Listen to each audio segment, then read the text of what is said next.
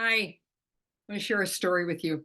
A couple of weeks ago, somebody contacted me, excuse me, somebody contacted me about speaking with their dog who had two issues, but the one I'm going to talk to you about um, was that when they came home from work or wherever, and her husband, one of her two dogs would just go bonkers, crazy, running around, and they'd let the other dog out of the crate. I'm not sure why the other dog was crated.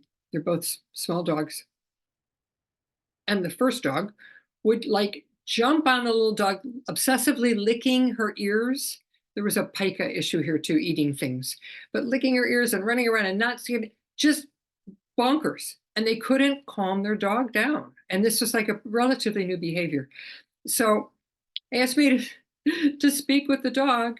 And we talked about the licking too had to do with a gut issue that was going on, which a veterinarian later said, yep, there's a problem there. But the obsessiveness and the anxiety and the running around, she wanted to know what was going on. And so I spoke to the dog and I said, why are you doing this? And he didn't have an answer for me. And I said, what can your humans do to help you? When they come in and you get frantic, when the dog gets out of the crate and all heck breaks loose, what can your humans do to help you? He was very clear. He had an answer right away. And he said, I would like them, or sometimes it's one of them, to, when they come in, sit down with me. I would like to know where they've been and what they were doing. And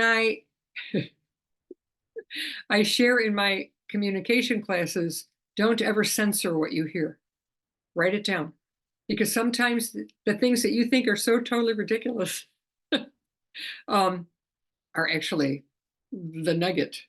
So I didn't think it was ridiculous, but it brought to mind 20 years ago when I started this, I might have been tempted to censor that. A dog saying, sit down and tell me where you've been. But I didn't. And I told the human, and she didn't think it was strange, which was fabulous. And I checked back in a few days later, maybe a week later, and she said they'd been doing it and it worked. The dog was completely, they'd walk in and sit down with him and explain where they'd been and what they'd been doing. And he was completely calm, and then went to the vet for the stomach issues. But isn't that cool? And it happens a lot.